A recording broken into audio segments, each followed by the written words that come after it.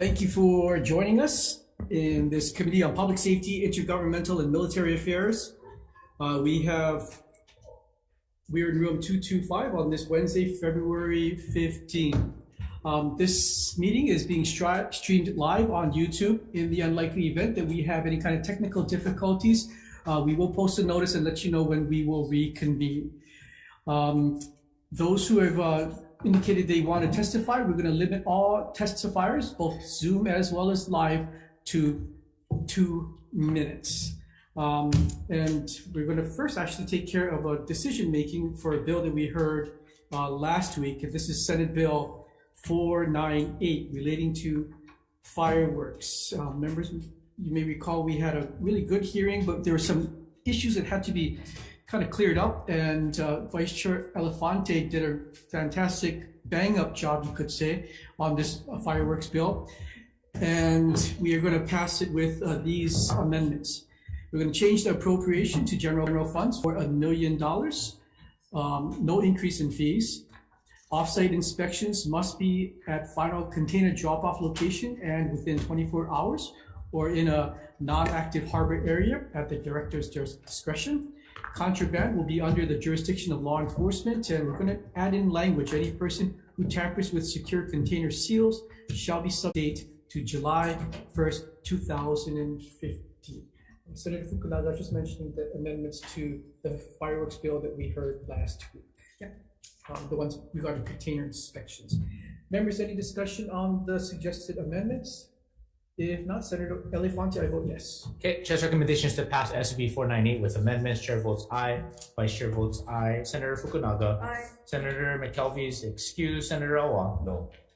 Okay, Mr. Chair, the measure passes with amendments.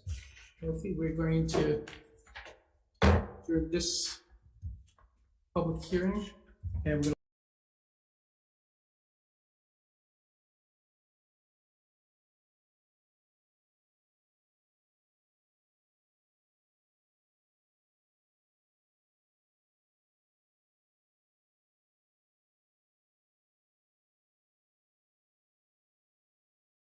thank you for your patience. We're convening the joint committees on Public Safety, Intergovernmental, and Military Affairs, and our good friends from the Committee on Higher Education. We are currently in room 225. It's about 3 o'clock on this February 15th.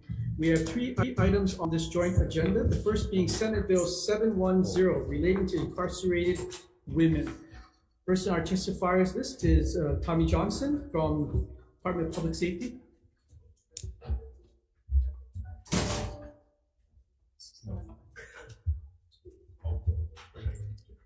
Hello, Chair, Vice Chair, committee members. Mr. Johnson apologizes he couldn't be here today, a family matter he had to attend to. Michael Hoffman, the Acting Deputy Director for Corrections at this time. For the sake of brevity, we'll stand on our testimony. However, we're here, and if you have any questions, I have brought also our SME on education. Thank you, Mr. Hoffman. You're welcome. Candace Park from the Attorney General's Office.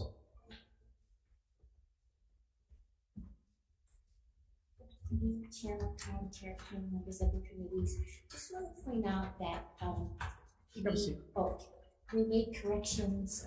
We recommended corrections to the appropriation language, and also if the bill is intended to authorize the university to administer grants, then we would need to include standards for those grants. Thank you, Candace. Helen Sempe from McKinley CSA.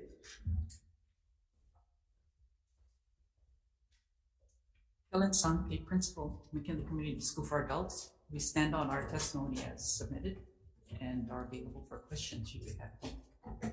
Thanks for joining us, Helen. Kamo Hali'i from the Windward Community College.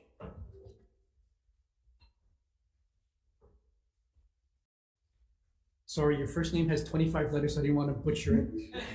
Welcome. 27 is Kupolokeku Pulivo Kepa. Okay, good. I'm glad I didn't try to. But welcome. Sorry, it's my first time. Super nervous. So Chair Wakai, Please Chair have a seat. Wakado Kim, Please. Vice Chancellor Elefante, Chair Kinari, and members of the committee. As a representative of Women Community College and TRIO Student Support Services at WCC, we actively support SB 710. You folks have my written statement, but I would just like to speak from the heart right now. As a former incarcerated woman at Women's Community Correctional Center, I did not have a chance to have tutors or anyone to help me with my GED. I did it all on my own, and it was very hard. With this program that they have now, that I understand, they were able to help a lot of women. I was the only one that graduated in year 2019, and they had 20 women graduate prior. So I truly submit this bill to help the women in there, like myself, to come out and continue your educational career. I'm currently now UH1 my bachelor's degree, and I graduated from Windward Community College. And like I said, my support system was at Windward Community College and all the people there. But women coming out, it's really hard for us to trust people and to have a support system. So I do feel that if they have it inside, then they can come outside and continue that together. Thank you. Thank you. Thank you for sharing your story. Just a reminder that we're going to limit testifiers to 2 minutes. Della Teraoka from the University of Hawaii. Good afternoon, chairs, vice chairs, and members of the committees. So I'm representing the University of Hawaii Community Colleges. I'm the interim associate vice president for academic affairs. We stand on our testimony in support of this program. Thank you. Thank you for joining us. Lauren Walker from the Hawaii Friends of Restorative Justice.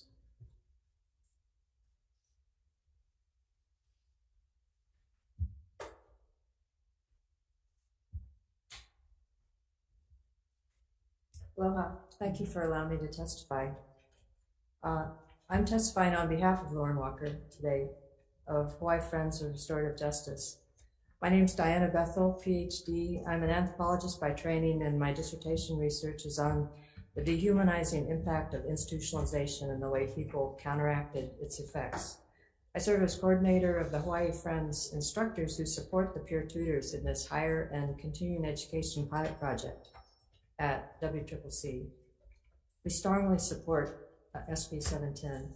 We're an educational nonprofit that joins with community partners to develop, implement, and measure the outcomes of our projects. Windward Community College has been an invaluable partner in this pilot program. Our goal is to help women go to college and chart a different course in their life for themselves and their families. But one important thing to know is that it's a pilot program, and it's about developing a model. And so we currently are drafting a guidebook to help other correctional institutions implement the program. The reason our program is so successful, I believe, is based on a cooperative learning model of education that's interactive. And through the peer tutoring program stimulates a desire to serve and gives many of the women a sense of meaning and purpose. And this motivation to learn and help others isn't necessarily found in a traditional model of education, and this is precisely why we wanted to do this project. It seems that simply duplicating the traditional model in a prison context doesn't inspire the same transformative, life-changing experience the way a cooperative learning model does. In any case, finding the meaning and purpose seems to be the key to feelings of empowerment and hope that may sustain the women when they encounter the challenges of reentering society. And so we urge you to pass SB 710 to keep this innovative program going for its 3rd year of implementation. Thank you. Perfect. Thank you, Ms. Bethel. Linda Rich from the Women's Prison Project.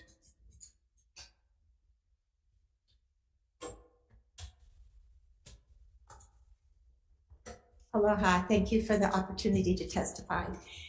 You have my written testimony. I'd just like to emphasize a couple of items in it. One is I want to clarify what this program is, because it's been characterized as being a duplication of the GED testing program, which it is not.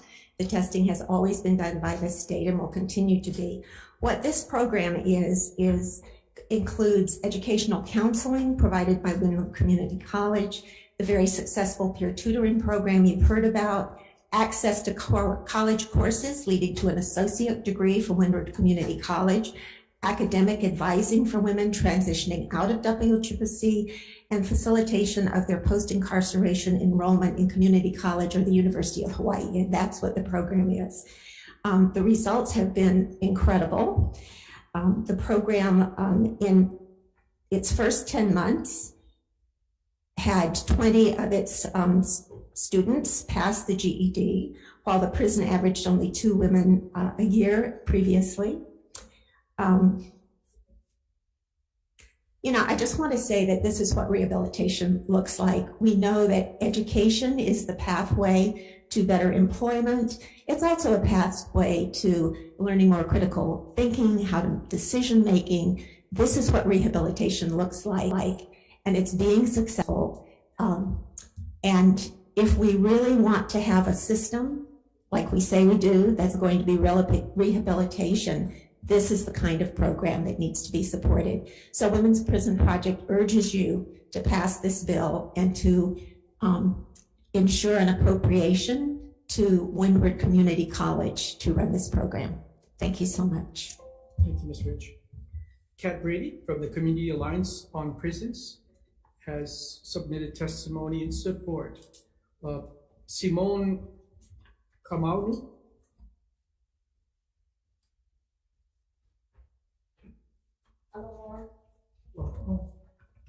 So I submitted my testimony, but I'd like to read it to you also. It says, A'o aku, a'o mai, we teach and we learn.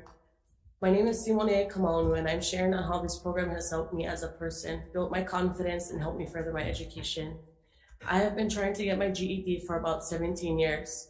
I tried books, taking classes in and out of prison, online, in-person tests, but I just couldn't get it. While incarcerated recently at WCCC, the Women's Community Correctional Center, I heard about a program that will have tutors helping with GEDs. I thought to myself, hey, why not? I tried everything else. So I signed up, and it was one of the best choices I've ever made. The first day, I was kind of surprised at how many others signed up too.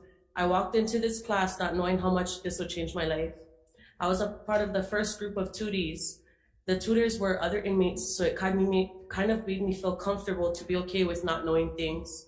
It's a little bit more difficult when you don't want to seem dumb in front of strangers. Well, for me, it is. That day, I also met Lauren Walker. She had a plan and a way of how the tutors would work with us, and it was definitely different. We broke into groups to where I needed to fit in, and I got help. It was personal. My tutor didn't judge me on how little or how much I knew. After about a month of working with my tutor, I felt I was ready to take my test, and again, I failed. But this time I knew I had it in me. My tutor broke down exactly where I was missing, and I focused on that area.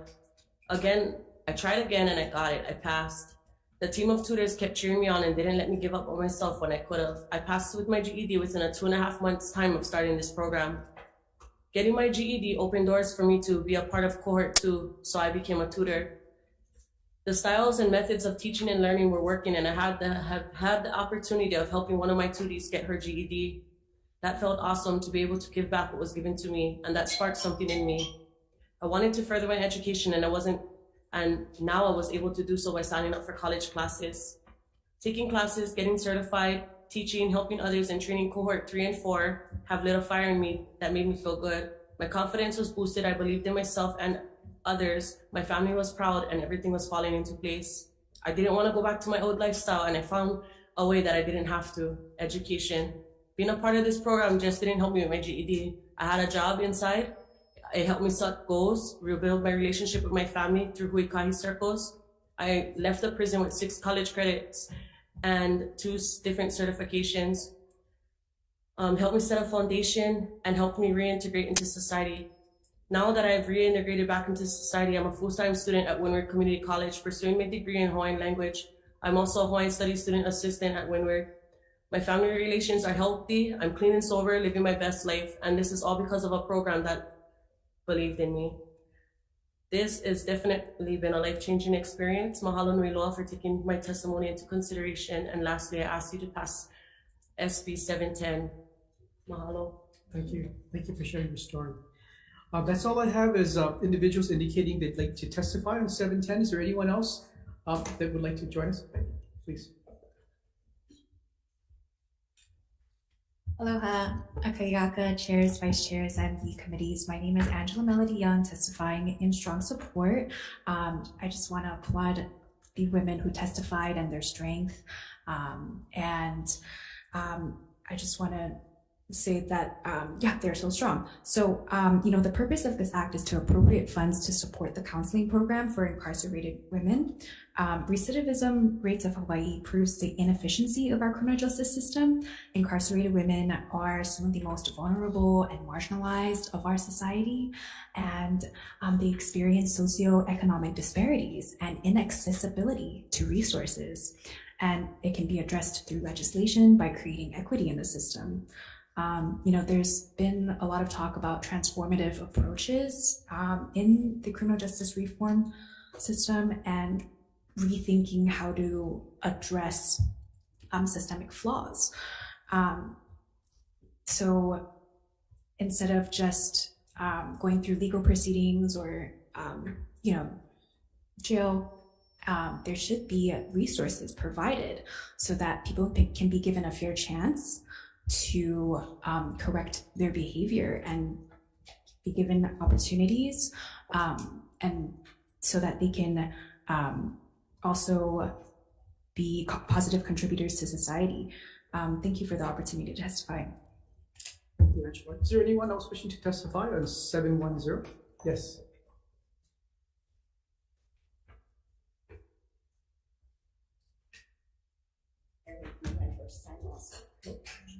We're all nice on this side. Okay, good. Okay, so my name is Tammy Wilcox. I'm currently an instructor and counselor at Winter Community College, but I'm not here representing the college, I'm representing myself.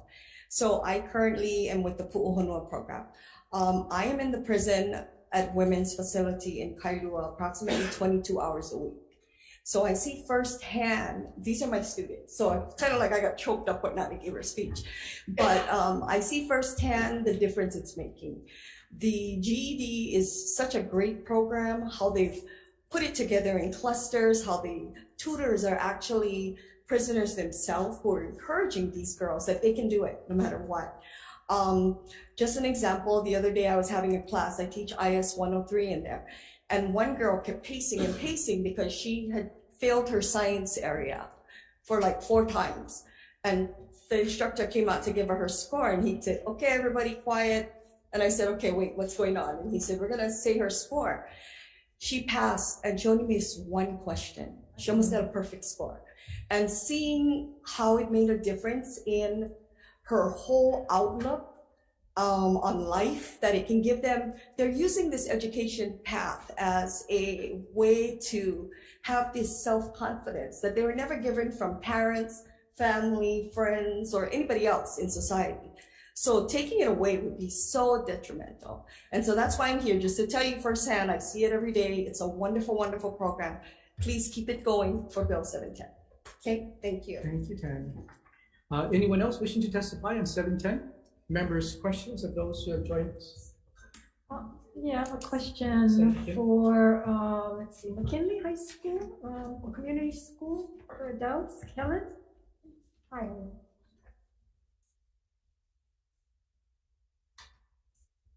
So Helen, you says you support the intent, however, important to note each year McKinley School for Adults Department receives the federal workforce, right? Innovation and opportunity. So you folks are the ones that help with the GED. Correct. You guys provide counseling too?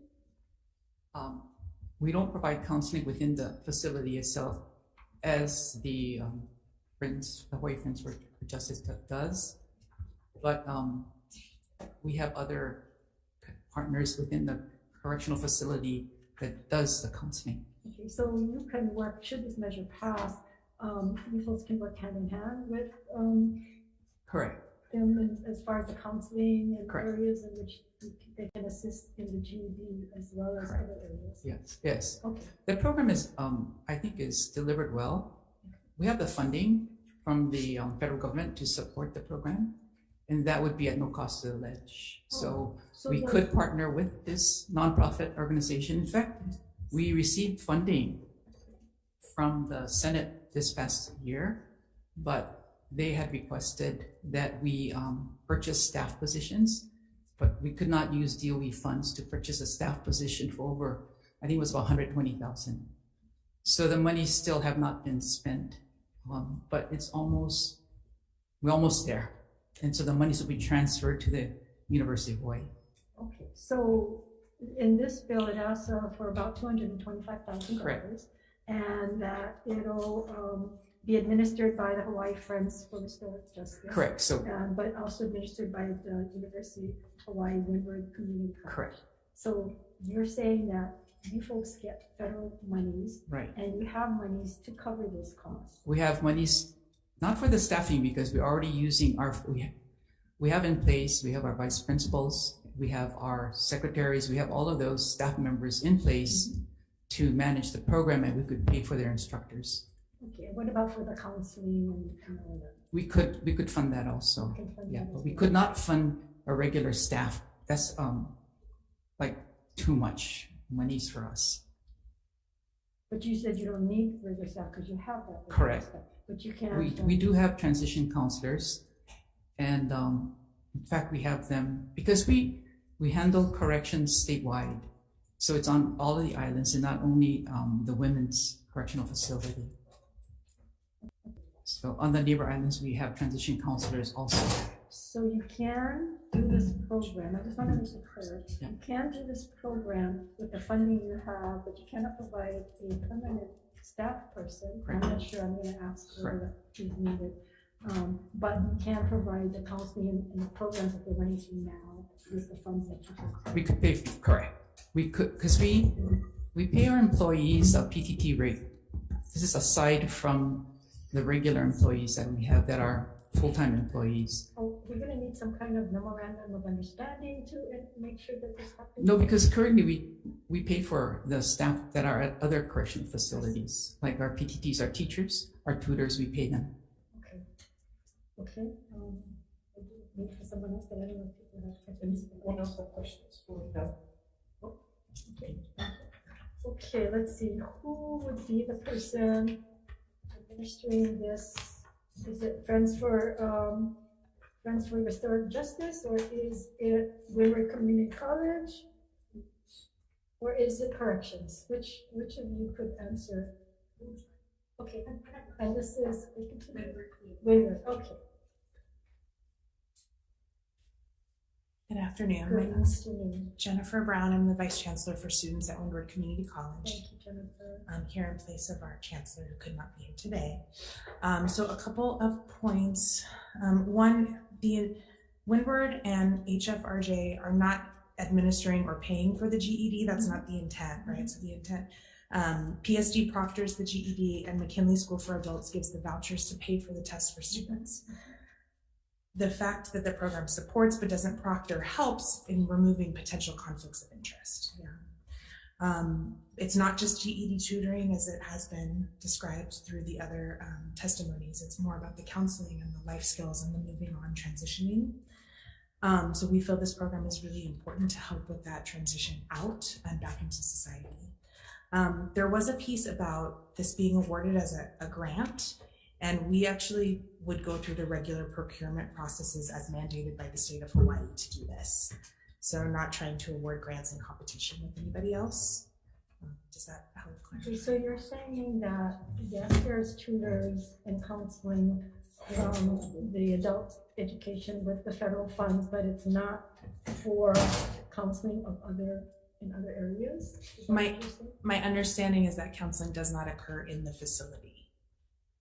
But it can. So this occurs in the facility. But it can.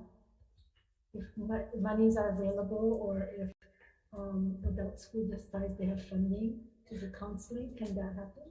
I cannot answer that question. Okay, who can answer this? Maybe we can answer So she asked if Let me go ahead and say. So I'm saying that she says counseling did not occur in the facility, right? from Is that McKinley, as far as I understand. okay? Right. But if in fact McKinley has funds to be able to fund counselors, not just in the GED, but in other areas that, for your college prep courses or whatever it is that you folks need, would that work? Yes. Come forward. I'm sorry.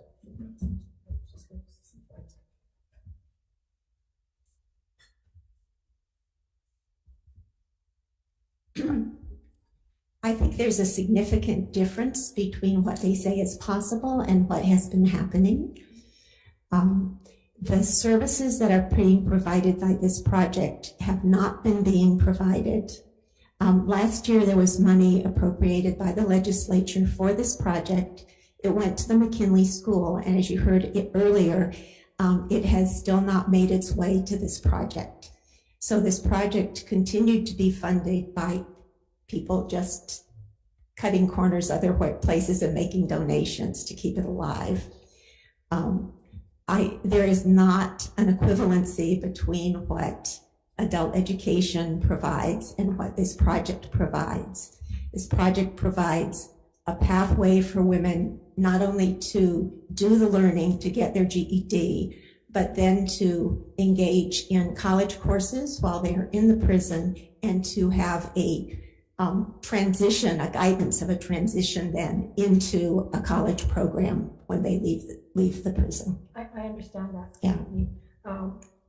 But it's not necessarily mean that the McKinley or adult school cannot have a program like that and funding come from them. But we have to prescribe it. We have to be the ones to say, this should happen. Yeah. I'm just saying if that, Yeah, I think, I understand what you're saying. I think that it would not be the same program. I think the cooperative learning strategies that are being implemented are not the same thing that is provided by adult education. So I think it would be a very different kind of tutoring for the GED period, is my understanding. Yeah. So thank you. It's different now, but nothing to say that it couldn't be what you want it to be in the future. It all depends on how we do this. So thank you for that. You're more hopeful than I am. Members, any further questions on 7? Okay. Okay. We're going to move on to the next bill. That's 711. On our testifiers list, we have Candace Park from the Attorney General's office. Good afternoon. Just want to point out that the statewide concern language would be helpful in this bill. Thank you. Michael Goluch from Stonewall Caucus of the Democratic Party of Hawaii has indicated he was going to join us via Zoom. IT, do we have Michael? Not present on Zoom, Chair. Thank you. Linda Rich from the Women's Prison Project.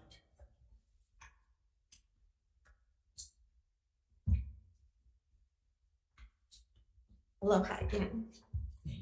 So Women's Prison Project strongly supports this bill, that's Senate Bill 711. What this bill would do would be to determine what the state's level of compliance is with Section 36(7)(d)(1) of Hawaii Revised Statutes, which requires that incarcerated women shall be provided a range and quality of programming substantially equivalent to the range and quality of program afforded to male prisoners who are similarly situated. To date, we have no no reports that verify that. The statute goes on to say that the program should specifically address the psychosocial developmental needs of women, and it's not required to be identical to, but substantially equivalent to the programming for men. This bill would have a team of experienced researchers from the University of Hawaii study the programming actually across the system, because they have to look at the men's prison programming in order to make the comparison. We believe that this would be an incredibly valuable tool in looking at the process of transforming our whole correction system into being more rehabilitative, because it would give us solid information across the system of what programming is there, what program is needed, and what program is being affected and might be duplicated in other settings. So we urge you to make this appropriation to the University of Hawaii to allow this valuable data to be collected. Any questions? Thank Actually, you. you might want to sit there because you're the last to indicate you want to testify. Is there anyone else wishing to testify? Well, I'm sorry. We'll have Angela speak, and I'm going to call you up in a second. Angela. Aloha, Kayaka, chairs, vice chairs, and the committees. My name is Angela Melody Young, testifying in strong support. So programs that integrate restorative justice, it provides the mental health resources to develop the offenders or incarcerated individuals so that they can be provided things that they weren't provided to begin with, right? So I think that's very necessary because restorative justice also addresses amending harm and building positive connections after wrongdoing. And so getting to the heart of the concern, the behavioral health concerns, it will really truly transform the system. Thank you for the opportunity to testify. Thank you, Angela. Anyone else wishing to testify on 711? Members, any questions? Ms. Rich?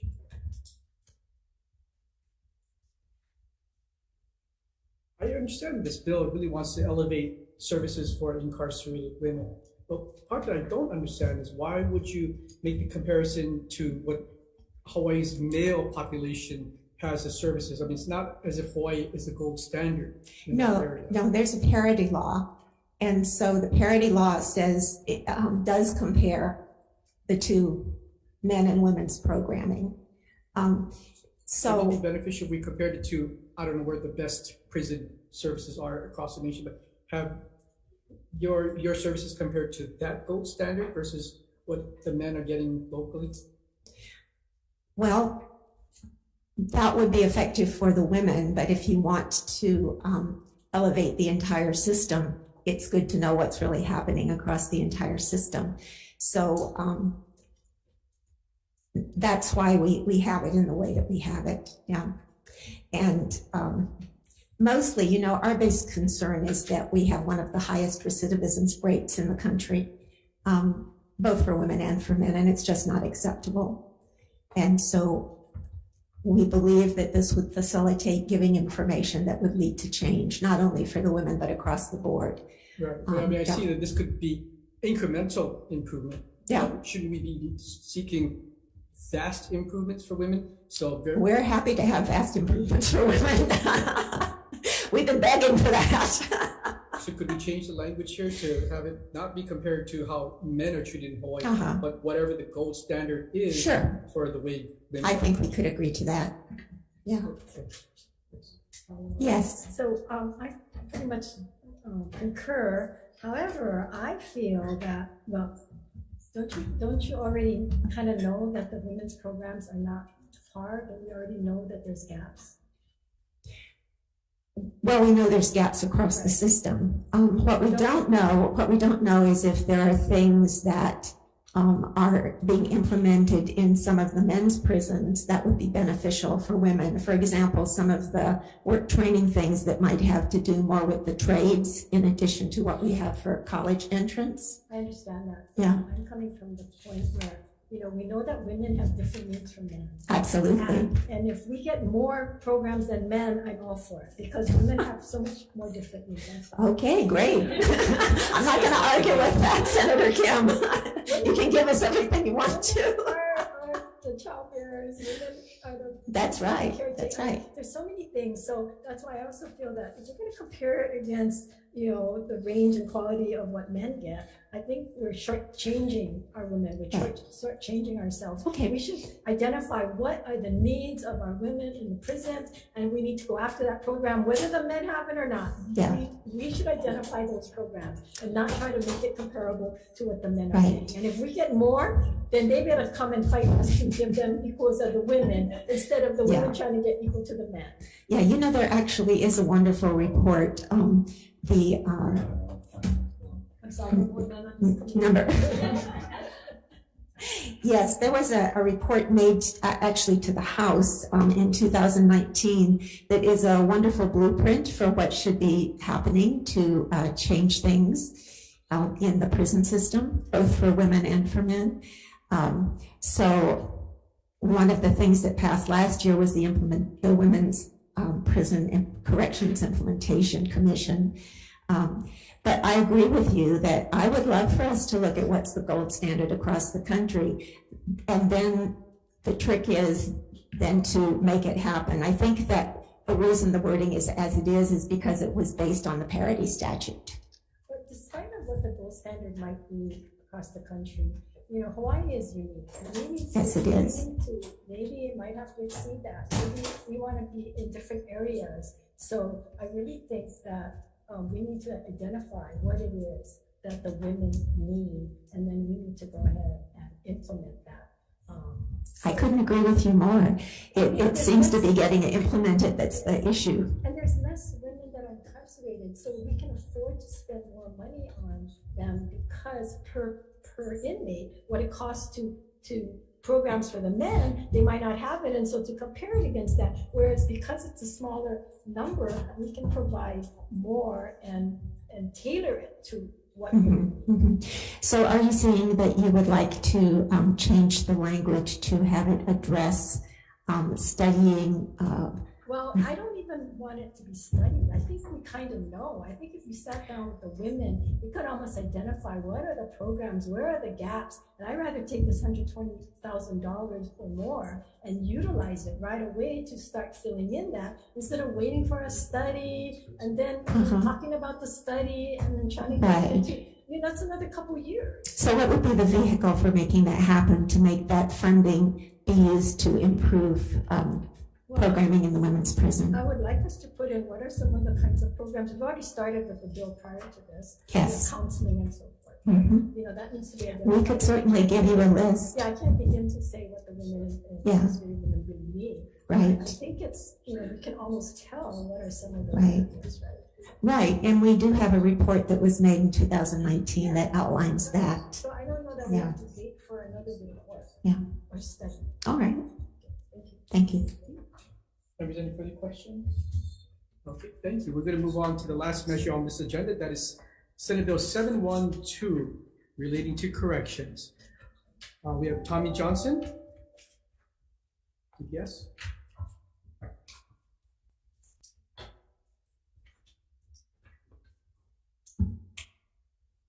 Hello, Chair Wakai, Vice Chair Makaro Kim, and members of the committee. Again, Tommy Johnson apologizes. He had a family matter today. I'm here in his place, Michael Hoffman, Acting Deputy Director for Corrections at this time. And again, for sake of brevity, we'll stand on our testimony, and we're here to stand by if you have any questions. Thank you, Mr. Hoffman. You're welcome. Kristen Johnson from the Correctional System Oversight Commission. Hello, Chair, Vice Chair, and members of the committee. My name is Kristen Johnson. I'm the Oversight Coordinator for the Hawaii Correctional System Oversight Commission. The Commission strongly supports this bill and stands by the written testimony, but if I can just throw in a couple additional notes, I think it's important to highlight that the vast majority of people who are in custody have really horrific trauma histories. And trauma can manifest in many, many different ways based on the environment that they're in. And so it's really, really important for officers to be aware of this, to know what to look for, and then just be more prepared so that if an incident does occur, they can take a more therapeutic approach, and which the Commission is, of course, all for. So I just wanted to add that little tidbit, and of course, I am here if there's any questions. Thank you, Kristen. Della Teraoka from the University of Hawaii.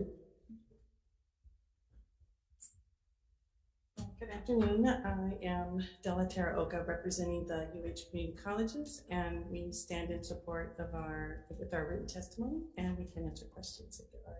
Thank you, Della. Kamakana Kamuloa from UPW has submitted testimony in support. Linda Rich from the Women's Prison Project.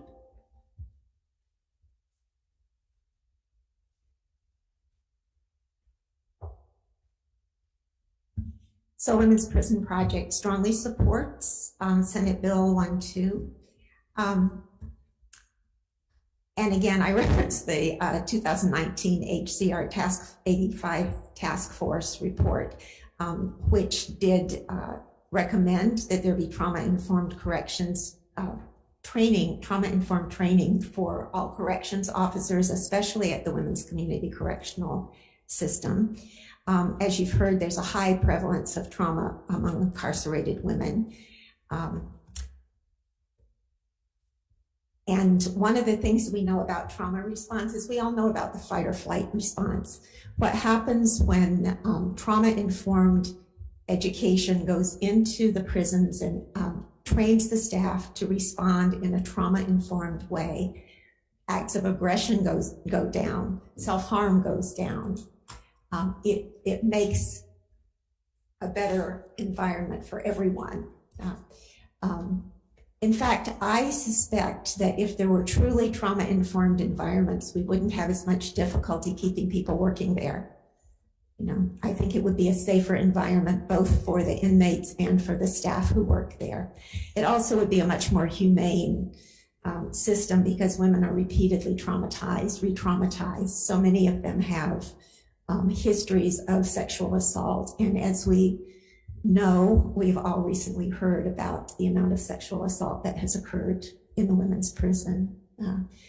We also know that we have some excellent ACOs, and we also have some who are harsh with the people in the prison. Yeah.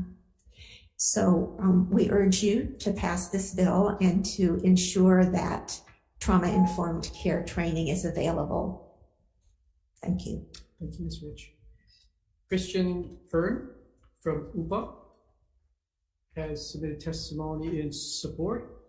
Lauren Walker, Hawaii Friends of Restorative Justice.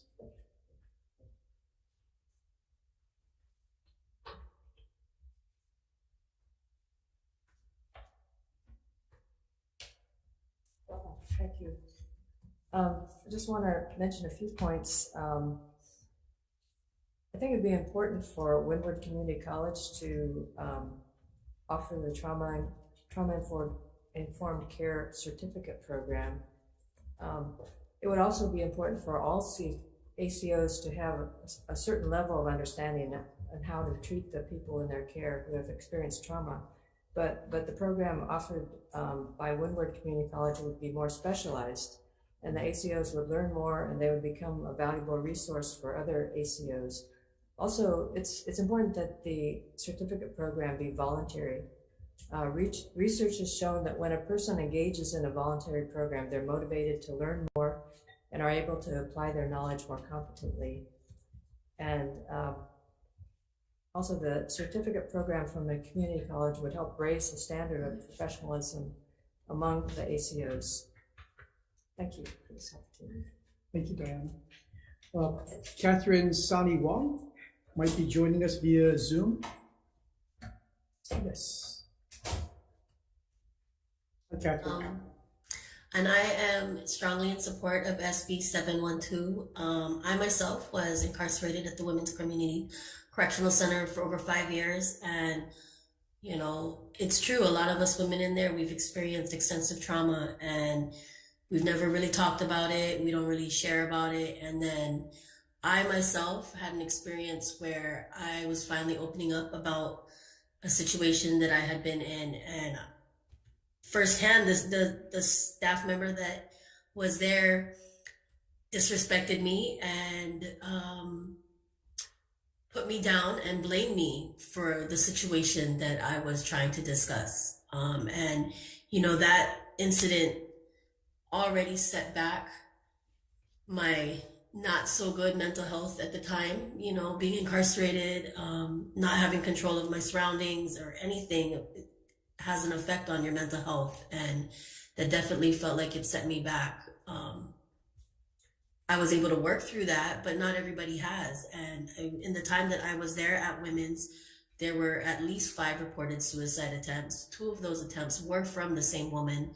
And her last attempt, she didn't survive. And she had been through a lot of trauma and had felt like when she would ask for help, the other staff and, you know, would kind of chalk it up to her as just being a drama queen. So, I mean, I really believe in this because I think that if if the women's prison was more of a healing grounds, then the women, we would be able to be rehabilitated. You know, it wouldn't take us multiple times to in and out and trying to get things right. I think if we could get it to where it was a healing place, most of us would be able to be successful once we entered back into the community, because we were able to use that time to heal from the trauma and all the things that we had been through. So I strongly support it. Thank you. Thank you, Catherine. Is there anyone else wishing to testify on Senate Bill 712? Aloha, Kayaka, chairs, vice chairs, and the committees. My name is Angela Melody Young, testifying in strong support. And I'm gonna try to, I was speaking in like technical jargon, so I'm gonna try to simplify what I'm trying to say so that there won't be any like miscommunications, because it does sound harsh when I speak it in the technical language. So, you know, as we're talking about kind of like transforming the system, there previously in like the previous generation, there's a lot of focus on like from just like schools and in society about achievement and production instead of focusing on providing resources and mental health you know, resources to people. And as the previous testifiers were saying, you know, a lot of it is because people experience trauma and then they don't have support from mental health resources. So, and then things happen, right? They offend the system. And so there is an emphasis for nurture care and mental health awareness, because trauma is inevitable. You know, domestic trauma, bullying, and all these traumas are things that people can't process on their own, but they need counseling and mental health resources to address the inequitable situation. So thank you for the opportunity to testify. Thank you, Angela. Is there someone else? Yes.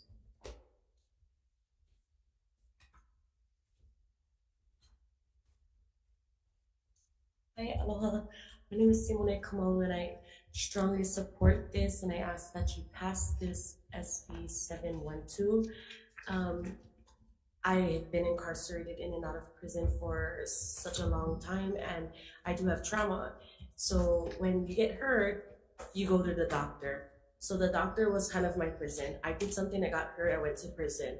You can't go to a doctor and get help from somebody who's a gardener. You need a doctor. So if in that way, if the ACOs have got training to be able to help us, because it's a correctional facility, there's needs to be correction, you know, and can't help when you lack the knowledge. So I just ask that you pass this, and I strongly support it. Thank you. Thank you, Simone. Is there anyone else wishing to testify on 712? Yes. Come on, here again. I would like to support this bill because I too have suffered trauma, and in 2018 I attempted suicide, which kept me back from being released into a treatment. Things I did, but it didn't necessarily help me to heal. And there were some ACOs that was not very respectable or sensitive enough to deal with a lot of us girls that just needed someone to talk to and a shoulder to cry on. So I would definitely support this bill. Thank you. Thank you for sharing. Is there anyone else wishing to testify? Members, any questions? Okay, we are going to take a brief recess prior to taking the vote.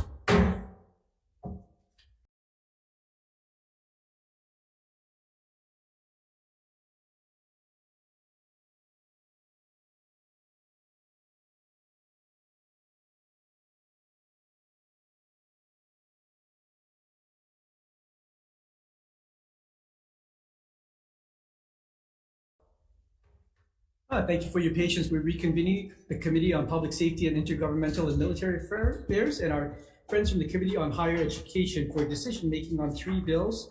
The first being Senate Bill 710. The chairs have conferred, and we'd like to make a number of amendments to this measure. Taking into account the Attorney General's suggestions of adding in an appropriation for funds for a grant of $225,000 for fiscal year 23 to 24, to the Hawaii Friends of Restorative Justice for the education and reentry program for incarcerated women. The second recommendation from the AGs was to have, since the bill doesn't currently authorize WCC to award administrative grants, we'd like it to be amended to insert standards for those administrative grants, and also require that the McKinley High School program work with the groups in providing counseling services. Those are the three suggested amendments. Members, any discussion? If not, Senator Elefante, I vote yes. Okay, Chair's recommendation is to pass SB 710 with amendments. Chair votes aye, Vice Chair votes aye. Senator Fukunaga. Senator McKelvey. Yes. Senator Awa. Yes. Mr. Chair, the measure passes with amendments.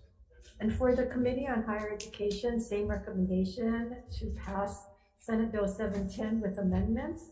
And Chair says aye, Vice Chair. Senate Bill 710 with amendments for higher education. Chair votes aye. Vice Chair votes aye. Senator Fukunaga. Aye. Senator Keith Agaran. Yes. Senator Favela. Aye. Measures adopted, Madam Chair. Thank you. On Senate Bill 711, we're going to make a number of other amendments to this measure. The first is that we're not going to require UH to do the study. We'd like to change that to have the Hawaii Friends of Restorative Justice and the Women's Prison Project do this comparative study. Like to also include that this comparison include model programs in the United States for women, not just compared to the boys in Hawaii. Also indicate that the Department of Public Safety's proposed amendments to insert additional language regarding the comparative study, as well as the AG's suggested amendments to add a statement identifying this bill as a law of statewide concern, and also ask that the two groups, Hawaii Friends for Restorative Justice, as well as the Women's Prison Project, relook at their 2019 HCR 85, which was a task force that had numerous recommendations, and use that as a model in which to provide some substantive recommendations to improve outcomes for women who are incarcerated. Can I make some clarifications, sure, Mr. Chair? I kind of want to say that it's not so much a comparative study across the country, but to convene a group along with the women, the current women, incarcerated women or past women that have been incarcerated, to come up with what are some of the programs that is needed by the women and what are the gaps, and to look at, and we're not asking you to do this scientific study across the board, but to do something.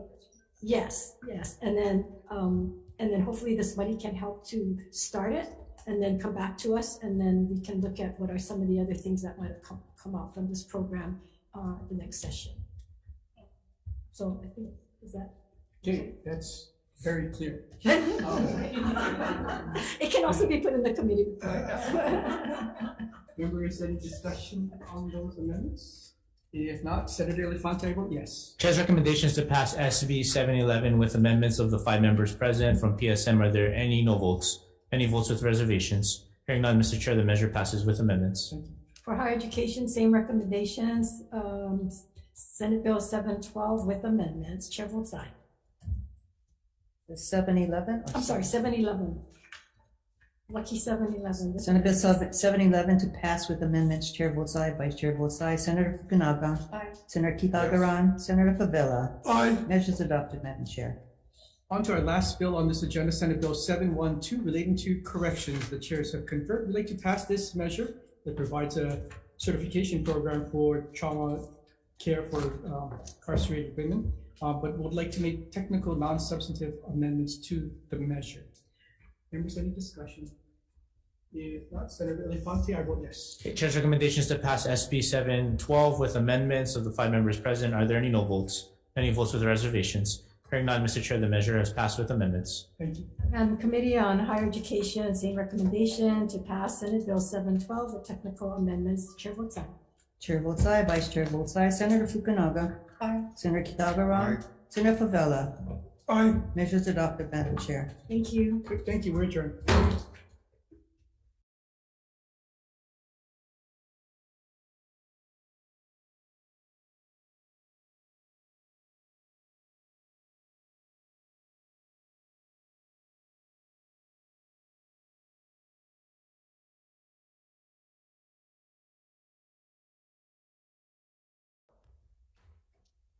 Oh, aloha. We are convening our triple joint committee with the Committee on Energy, Economic Development and Tourism, Committee on Public Safety. Oh, actually, I'm sorry, I'm not the lead.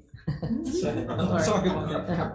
Okay, continuing from where you left off, on the committee, the three committees, Public Safety, Intergovernmental and Military Affairs. 310 hearing, we have one bill on the agenda. This meeting is being streamed live on YouTube. In the unlikely event that we abruptly end this hearing, we will reconvene at 1 p.m. on Thursday, February 16, this room 229. Please note that we have a 1 minute limit per testifier. First up is University of Hawaii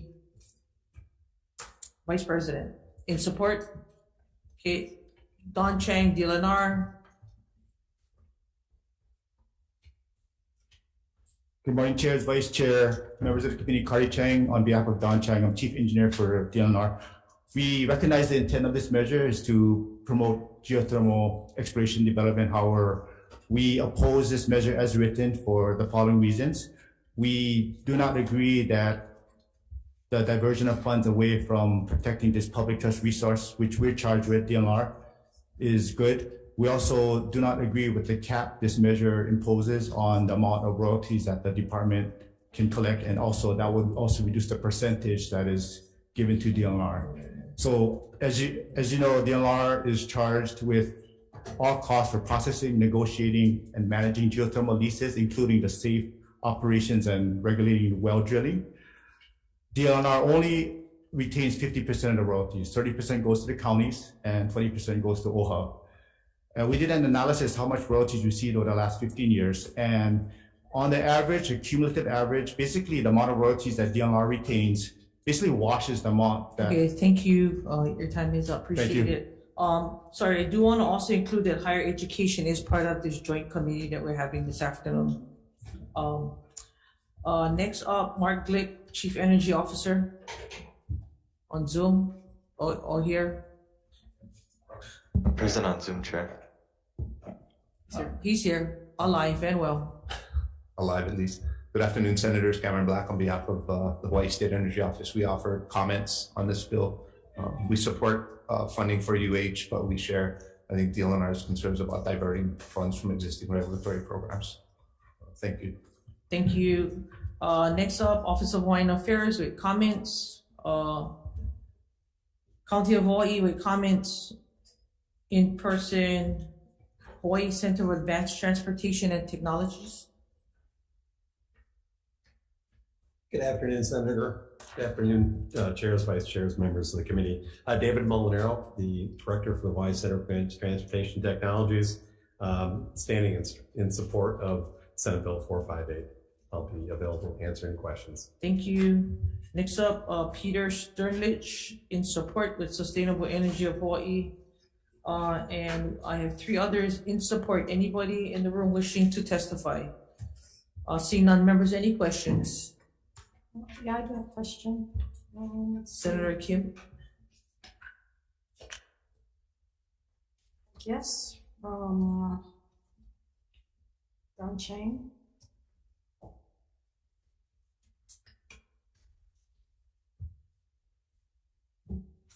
So currently you said that 50% goes to DLNR, the royalties. 30% to the counties, 20% to OHA. So under this measure, what portion would go to University Innovation and Commercialization Initiative Special Fund? Basically, any excess that exceeds the $1 million cap, and also I think the cap, the county is also capped at 600,000 in this measure. So essentially, anything above that would be diverted to this new special fund, or not new special, but the special UH fund. And in the past, how much overage did we get, and where did that overage go? The overage, whatever royalties received, goes into the Special Land Development Fund, and it's dispersed from there to pay for the Geothermal Mineral Resources Program, as well as many other programs within DLNR. Well, I'm saying that if this was in effect, would the state still get the 50%? Essentially, we'll still get the 50% up to whatever. And then, so what was left over, all of that is going to support. How much has been left over with the caps in it? Well, there was no cap. per se. So This is capping imposing a it. cap, yeah. And So what do you anticipate the amount of money that might be going, or royalties might be going to UH? well, if we look at the last cumulative average over the last 15 years, the 50% that DLR retained, not OHA now, because when we talk about state, there's Right. two different entities. Right. We're just looking at DLR share. We received on average 823,000, let's just round it up. Our geothermal program only, and this doesn't include the leasing and all the other important programs within DLR, we expended on average $759,000. So basically it's a wash. So there's not a whole lot of royalties that come in, and then there's good years and bad years. During the lava event, we got zero, and we still have to fund the program. And there's good years when oil prices are high, so it really fluctuates. So we thought it'd be fair to just take a cumulative average over the past 15 years to give you guys a better idea of really what it is. It's not $1 million, it's not zero, but on average, it's about 822,000 that we receive. And do you know what the UH would be using these monies for, and how much they have in this special fund? I'm just reading the bill. It's just to further the discovery and development of geothermal resources. I don't see anybody here from UH to answer that, so I'm just curious, because they have so many funds, I can't keep track of all the funds that they have. So, okay, thank you. Any other questions? The money is going into exploratory drilling. We're good? Any guys- Okay, recess for decision making.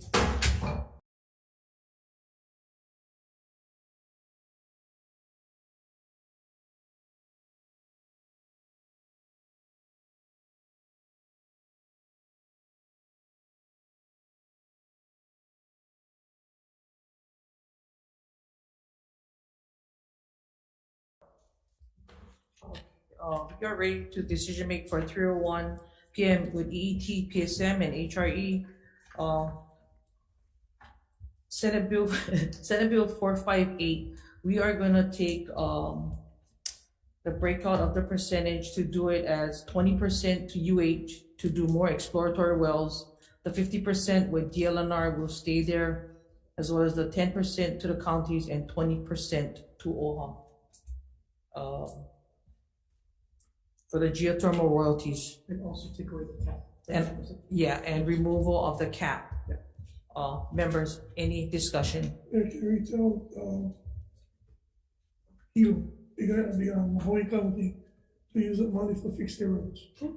I'm not gonna tell them what to do. Hopefully they can figure it out. Any other question? Just checking here. Okay. I guess they heard what you guys said, so any other discussion? Okay,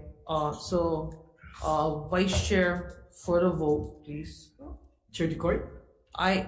I vote yes. Senator Fukunaga? Aye. Senator Kim? Aye. Senator Favela? Aye. Chair, your recommendation is adopted. Thank you. For PSM, same recommendation. Any discussion? Chair, I'll be voting in support, however, with reservations. With the reduction to the county, I didn't see any Hawai'i County testimony, so I'd be curious to see what their position is. But to support the discussion going forward, I'll be in support with reservations. Thank you. Okay, Chair. thank you. Similar concerns. I also like to feel more comfortable with what the legislators weigh in. I know they're not on the panel, so for right now, just a WR, the conversation is going to have to weigh in. Any other comments?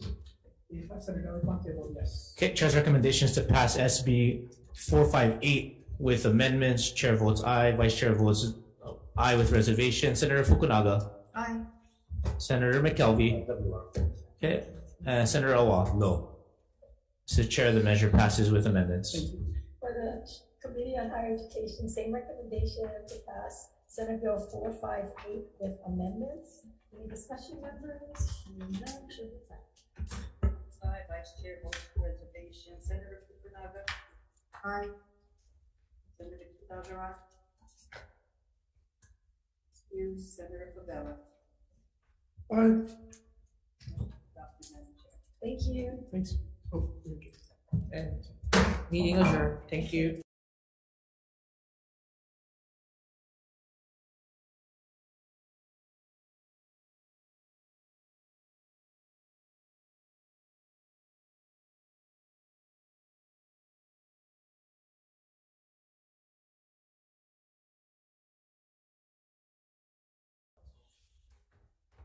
Thank you for your patience. We're finally convening the Committee on Public Safety, Intergovernmental and Military Affairs and our friends from the Committee on Education for a 302 agenda on this February 15th. We have one measure on this agenda, that is Senate Bill 124, relating to the prohibition of firearms on school property.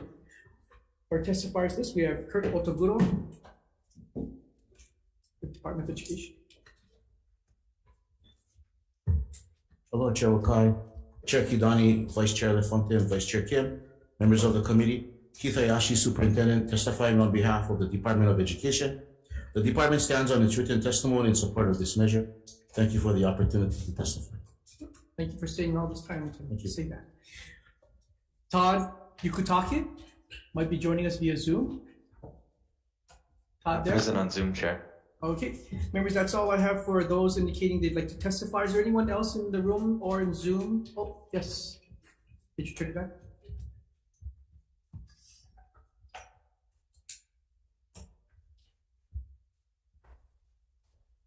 Good afternoon, chairs, committee.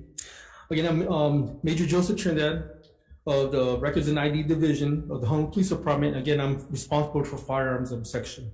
The Home Police Department supports Senate Bill 124 relating to prohibition of firearms on school property, and we stand by submitted written testimony. Okay, thank you, Mr. Trinidad. Is there anyone else wishing to testify on Senate Bill 124? Members, questions? Okay, we're going to take a very brief recess prior to taking a vote.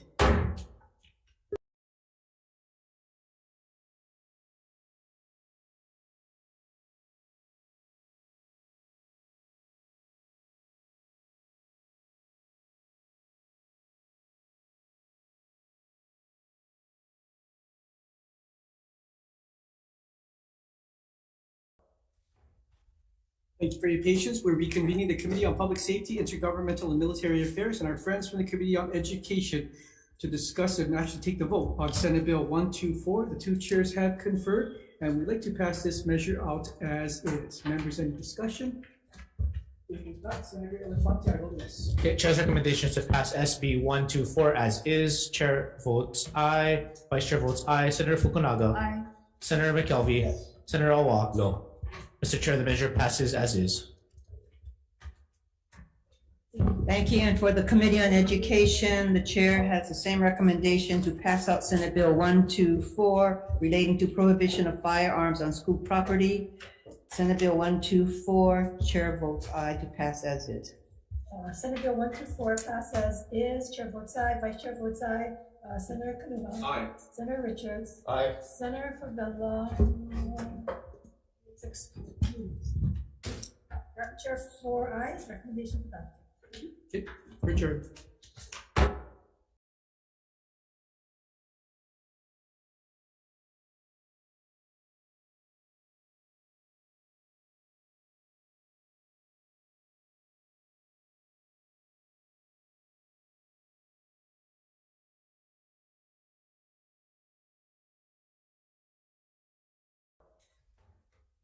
Thank you for everyone's patience. We are convening the Joint Committees on Public Safety, Intergovernmental and Military Affairs and our really good friends from the Committee on Labor and Technology.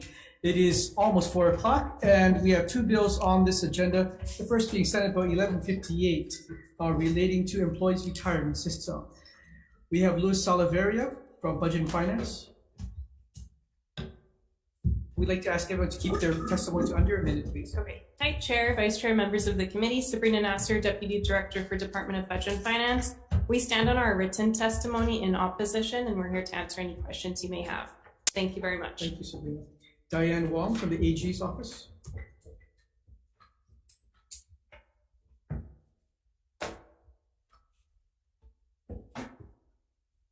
Chairs and vice chairs, we've submitted written comments. We're concerned that the bill as written would violate Article 3, Section 14 of the Hawaii Constitution on the one subject requirement. The title of the bill is relating to the employees' retirement system. Section 1 of the bill does not relate to the ERS. Section 1 relates to the EUTF. We recommend that the section be removed from the bill. Thank you. I'm available for questions. Thank you, Diane.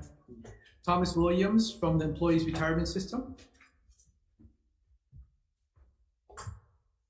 Good afternoon, chairs, vice chairs, members of the committee. I'm Tom Williams of the Employees Retirement System. Appreciate the opportunity to testify. We stand on our testimony in strong opposition to Senate Bill 1158.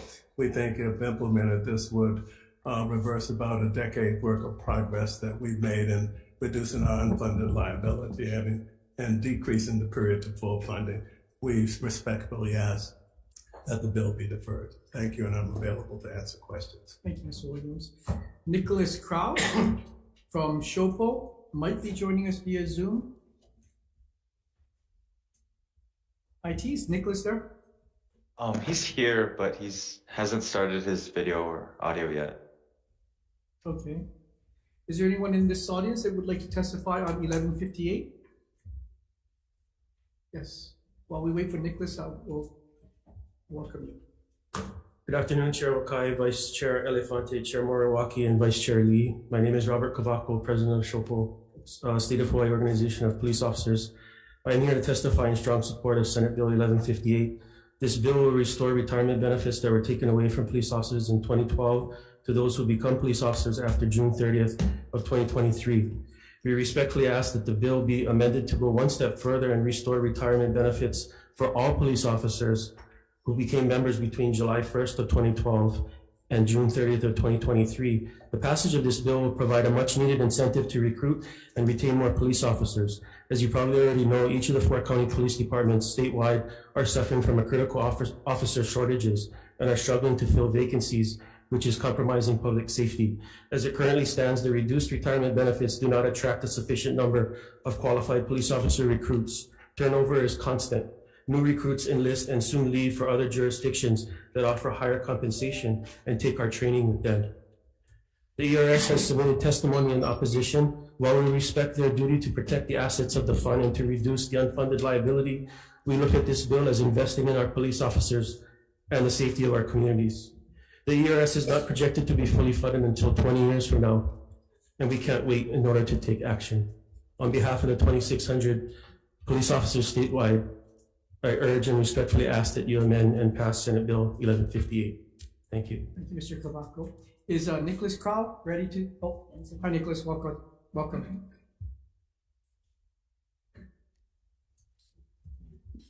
Hi, good afternoon. Can you hear me? Yes, we can.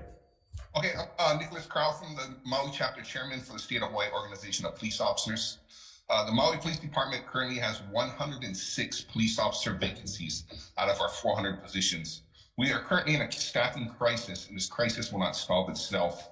Staffing shortages mean longer shifts for our police officers and increased overtime pay for taxpayers, slower response times to 911 calls, mental health crisis, and our communities could ultimately be underserved by their police. We need to take major steps to retain the qualified police officers we already have and stop the mainland police departments from hiring them away from us by enticing them with cheaper cost of living, higher pay, and better benefits. Reinstating the retirement benefits once afforded to police officers will stop the exodus of police officers and will help us attract new police officer candidates that we are currently losing to other jobs that do not require overnight shifts and mandatory overtime. We must invest in our police officers if we expect them officers to invest their lives in a career serving our communities. I understand this creates a burden to the state ERS, but we're talking about public safety, and that impacts everyone. I'm sure there's a way to reinstate the police officer retirement system that was afforded to police officers prior to 2012 and 2001 without bankrupting the ERS system. Thank you very much. Thank you, Nicholas. Is there anyone else on Zoom or in person that would like to testify on Senate Bill 1158? Members, questions?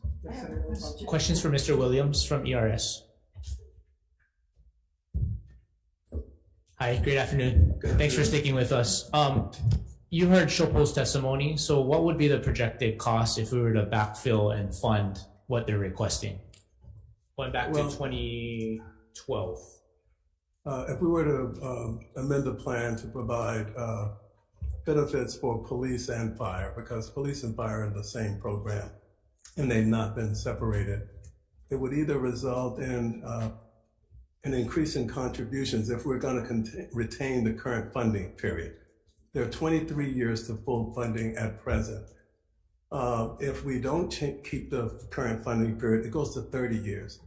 So the annual contributions we make would have to be continued for an additional 7 years. In the alternative, we would increase the contribution rates from 41%, I believe, to about 45% per year for each police officer. So it would be substantial, and the unfunded liability, I believe, increases by about $100 million, from $2.2 billion for just the police and fire units to about $2.3 billion. The total unfunded liability is now at $13.5 billion for the ERS. Thank you, Mr. Williams. Thank you, Chair. Senator Fukunaga. Perhaps, could I also ask the representative from Department of Budget and Finance to come up? Because I would really appreciate, if your agencies could provide the committees with kind of a breakdown, on your calculations and how you arrived at your conclusions in your testimony. I think, having served on the city end, I think for, all of the police departments that are experiencing severe recruitment and retention issues, I think, if there is a need to revisit the kinds of benefits that are offered, it would be very beneficial if your departments could at least provide your calculations and how you arrived at your statements. And then that would help the legislature perhaps re-examine, how we might better approach this issue. I'm sure there will have to be a lot more discussion among the committee chairs, but I can tell you, I think from the Honolulu standpoint, having 200 and 300 vacancies at a time when we had severe emergency conditions is just not acceptable. We're in a very severe shortage condition.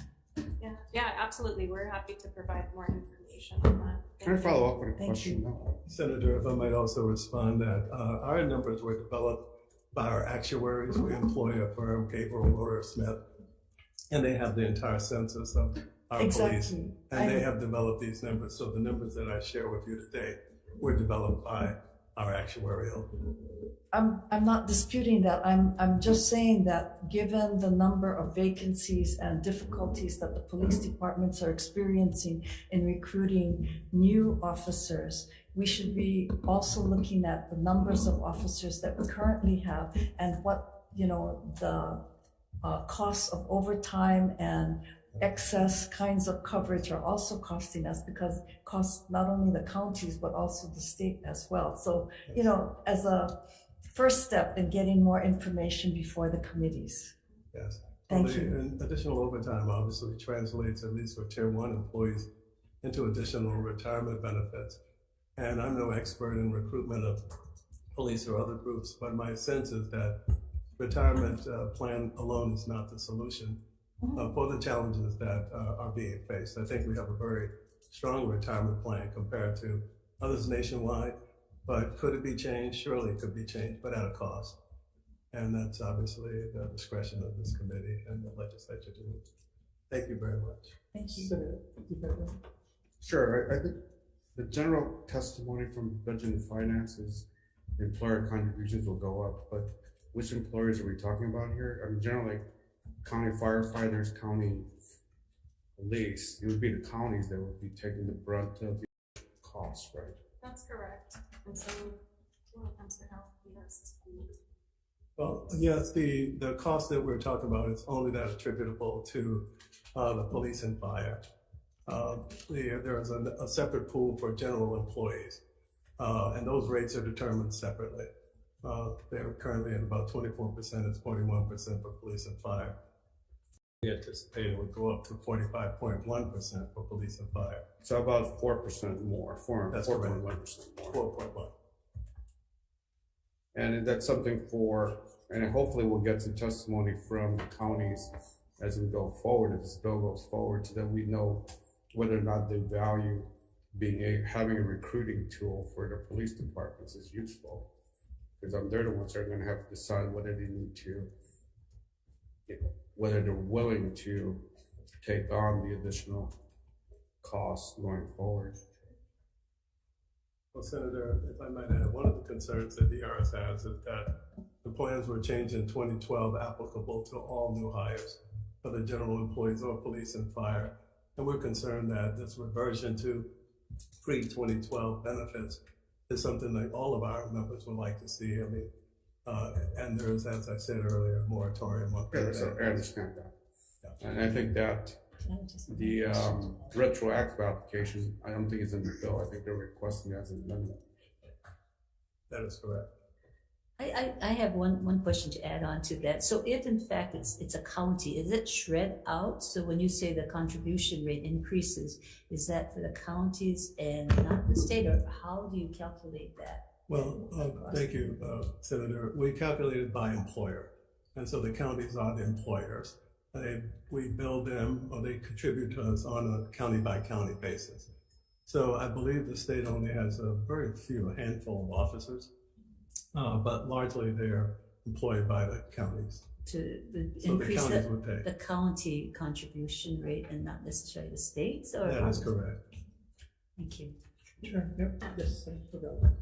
So, going forward, and we already was talking about the recruitment, how important that is, and I beg to differ. I think if we have a very comparable package of for law enforcement officers in the field, then we wouldn't be getting our officers taken by the mainland, the packages that they have and the signing bonuses that they have. If you look at the overtime on firefighters and police, and you add up and calculate that and play that into effect in having officers that would come in for retirement, put them back in, and calculate those numbers. I kind of pretty sure that it would not be as high in a percent of you talking about, because these officers is not just working 12 hours overtime. They're working way over 12 hours overtime. So this is why I like you guys go back to the drawing board, because you guys going on a regular 8-hour schedule. None of our police officers, and as little as you say they have, they work extremely overtime. And that's the reason why they quit, they find a new job, and I hate to say it, they don't advertise it because it's not advertised, but we have the highest in suicide rates because of that. Divorce, right? Marital, family, all these kind of places, all in effect.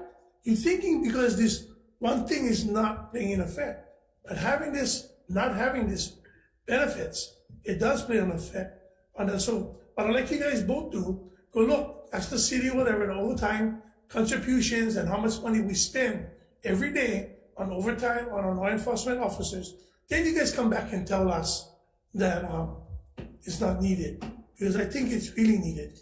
And I think you guys gotta relook at that, or you guys will take a ride along and spend 18 hours of the day riding around with an officer in their car. Then you can understand why they need these certain things, and even more than what we're trying to give now. Thank you, Chair. Okay, members, any further questions? If not, I'm gonna hand it over to my co-chair to take on the next bill. Thank you. Thank you. We are going into SB 696 relating to workers' compensation, authorizing wages of other employees in comparable employment to be considered when computing the average weekly wage of an injured public board member, reserve public officer, police chaplain, sheriff's chaplain, volunteer firefighter, volunteer boating enforcement officer, or volunteer conservation and resources enforcement officer. And it clarifies the computation of average weekly wages of an injured volunteer firefighter for workers' compensation benefit purposes. So we have the Department of Labor.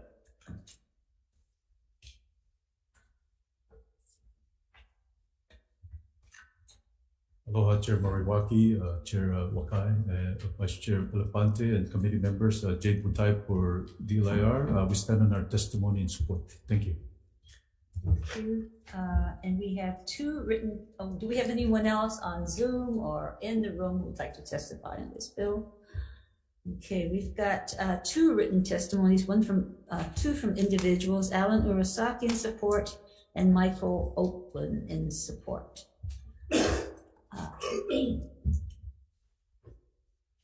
So, any questions? If not, we'll take a brief recess prior to taking the vote.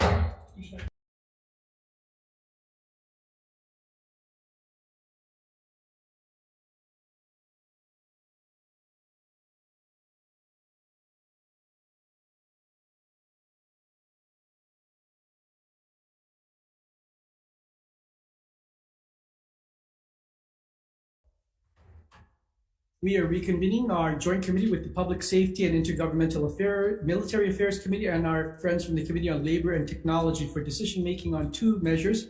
The first being Senate Bill 1158 relating to the employees' retirement system. We had a very lengthy discussion on how to hopefully improve recruitment and retention of our police officers throughout the state. I'd like to pass this measure out with one amendment, that being what was suggested by the Attorney General's office, which would be to take out Section 1, which was in conflict with all the other sections of the bill. And in the committee report, we're going to ask that Budget and Finance and ERS provide us more information on the impact of this particular measure on the retirement system. So suggestions to pass with amendments. Discussion? Chair, I'll be voting with reservations, understanding what our law enforcement does, but noting the concerns from ERS and BNF, but for further discussion. Thank you. Any further discussion? If not, Senator Elefante, I vote yes. Okay, Chair's recommendations to pass SB 1158 with amendments. Chair votes aye. Vice Chair votes aye with reservations. Senator Fukunaga. Aye. Senator McKelvey. Yes. Senator Awa. Aye. Mr. Chair, the measure passes with amendments. Thank you. For the Labor and Technology Committee, same recommendation. Chair votes aye. So this is, we're voting on Senate Bill Senate Bill 1158 to pass with amendments. Chair is aye. Senator Hara is aye. Senator Keith Agaran. Senator Favela. Aye. Recommendations adopted. Thank you. For Senate Bill 696 relating to workers' compensation, and this is for volunteers, workers' compensation benefit comparables. Chair is going to recommend that we pass this with amendment with a defective effective date. Chair votes aye. So of the members, 4 members present on the Committee on Labor and Technology, any reservations or no votes for Chair's recommendation to pass Senate Bill 696 with amendments? Hearing none, recommendation is adopted. Same recommendation for public safety. Any discussion? If not, Senator Elefante, I vote yes. Okay, Chair's recommendations to pass SB 696 with amendments of the 5 members present from PSM. Are there any no votes? Any votes with reservations? Hearing none, Mr. Chair, the measure passes with amendments. Great. Thank you everyone for your time. We adjourn. Thank you.